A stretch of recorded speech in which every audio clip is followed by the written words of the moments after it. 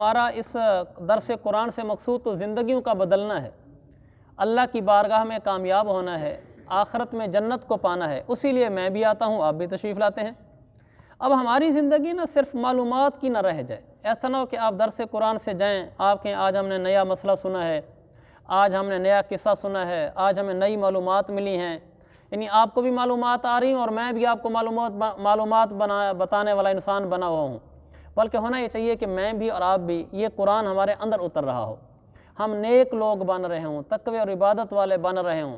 جب قرآن عبادت کے ساتھ انسان پڑھتا ہے نا، یعنی عبادت گزار بھی ہو، نیک بھی ہو، پھر قرآن بھی پڑھے، پھر قرآن اس کے اندر آ کے خوشبوئیں مہکا دیتا ہے، نور جگمگا دیتا ہے، کیونکہ اندر دل جو صاف ہو، تو ہمارا دل صاف ہو جائے، ہم عبادت والے بن جائیں، نیک بن جائیں، اس کے لیے خود آدمی اپنا محاسبہ کرتا رہے۔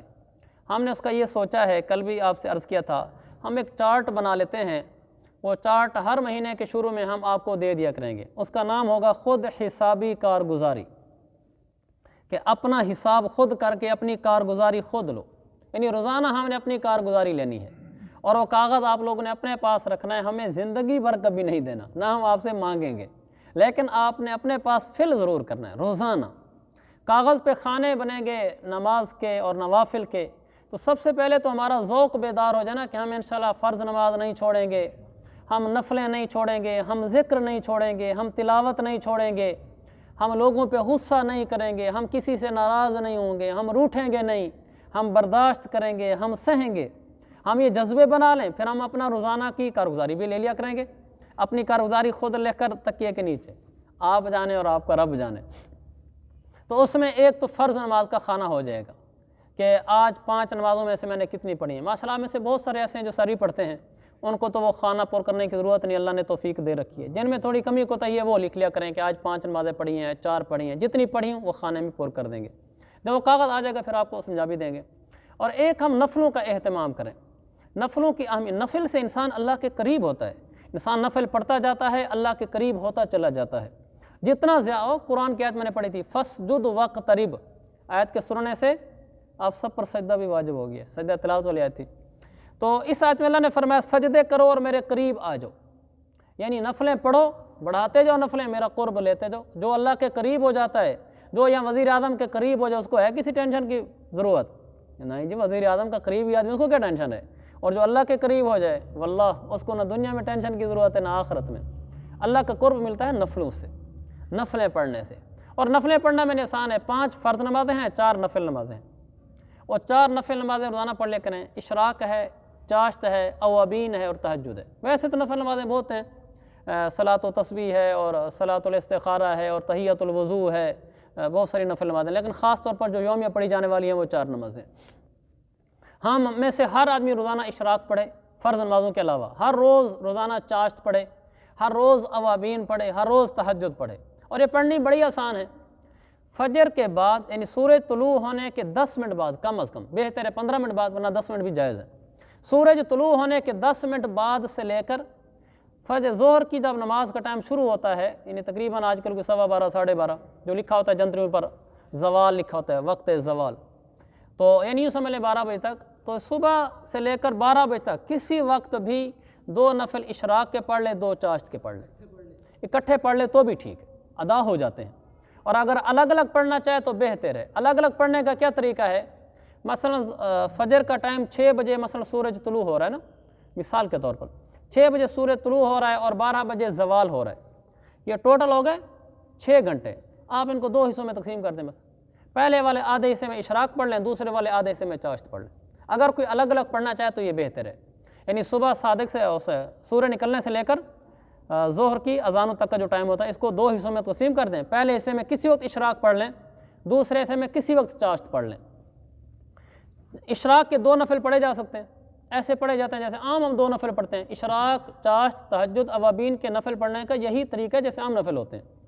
تو آپ فجر کی نماز سے لے کر ظہر کی نماز سے پہلے تک، یعنی ظہر کی اذان تک کسی وقت بھی 2 نفل اشراق کے 2 چاشت کے پڑھ لیا کریں۔ تو آپ اشراق والے ہیں، چاشت والے ہیں۔ اوابین پڑھنے کا طریقہ کیا ہے؟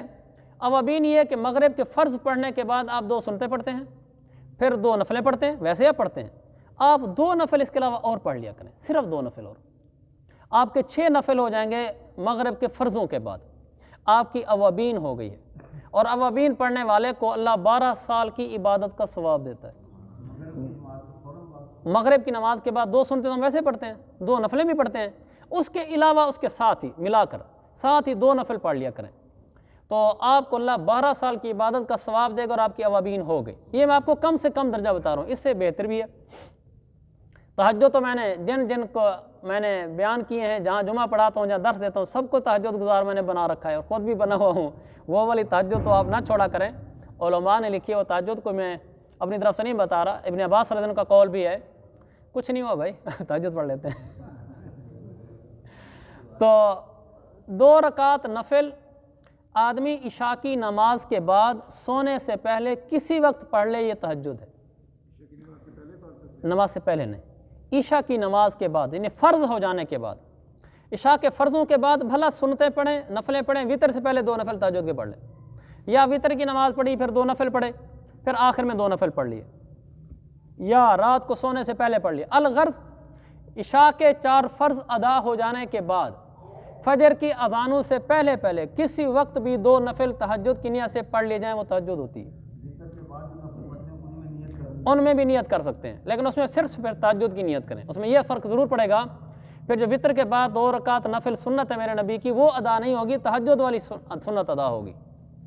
یعنی اس طرح نہیں ہوگا کہ ایک ہی 2 نفل پڑھنے سے تہجد بھی ہو جائے گی اور وتر کے بعد والے جو 2 نفل مسنون ہیں وہ بھی ادا ہو جائیں گے، ایسا نہیں ہوگا۔ ہاں پھر تہجد ہو جائے گی، وہ نفل رہ جائیں گے، وہ جس طرح آپ کرنا چاہیں۔ تو یہ آسان سا طریقہ ہے، کبھی زندگی میں ہماری تہجد نہیں چھوڑنی چاہیے، یہ والی تہجد ہو۔ یہ تھا پہلا درجہ۔ دوسرا درجہ ہے اہم والا، اچھا فضیلت والا، وہ یہ ہے فجر کی نماز کے بعد اپنی جگہ پر بیٹھے رہیں اور ذکر کرتے رہیں، جیسے جماعت کے ساتھ نماز پڑھی وہیں بیٹھے رہے، حتیٰ کہ سورج طلوع ہو گیا، 10 منٹ اوپر ہو گئے، وہیں بیٹھ کر 2 رکعت نفل پڑھ لیں، تو یہ اشراق کا اعلیٰ درجہ ہے، بہتر درجہ ہے۔ اور ایسے ہی چاشت کا بہتر یہ ہے کہ آپ آخری جو 3 گھنٹے میں نے بتایا، مثلا 9 سے 12 تک، اس میں 12 رکعت نفل پڑھیں، یہ بہتر ہے، ورنہ 2 بھی ٹھیک ہیں۔ اوابین کے لیے بہتر یہ ہے مغرب کے 3 فرض، 2 سنتیں، 2 نفل پڑھنے کے بعد 6 نفل اور پڑھ لیں، یہ بہتر ہے۔ تہجد کا بہتر یہ ہے کہ آدھی رات کے بعد، بھلا سوئیں یا نہ سوئیں، آدھی رات کے بعد 8 رکعت نفل پڑھیں، یہ بہتر ہے۔ یہ میں نے آپ کو بہتر بھی بتا دیا اور جائز اور گنجائش والا بھی بتا دیا۔ آپ اپنے خانے میں گنجائش والے لکھتے رہنا، تو آج سے آئندہ ہماری تہجد، اشراق، چاشت، اوابین نہ چھوٹے۔ اور دوسرا، میں بھی الحمدللہ بڑے عرصے سے پڑھ رہا ہوں، یہی والی جو آپ کو بتا رہا ہوں۔ دوسرے والی تو جب موقع مل گیا پڑھ لی نہیں تو یہ تو ہو ہی جاتی ہے۔ دوسرا ہے روزانہ کی تلاوت۔ تلاوت کرنے سے انسان اللہ کے قریب ہوتا ہے، قبر میں تلاوت آ کے بچاتی ہے انسان کو۔ اور تیسرا ہے تسبیحات، روزانہ 100 دفعہ رب اغفر لی رب اغفر لی یا استغفر اللہ پڑھنا، 100 دفعہ درود شریف پڑھنا، بڑا چھوٹے سے چھوٹا صلی اللہ علیہ وسلم، اور 100 دفعہ تیسرا کلمہ پڑھ لینا۔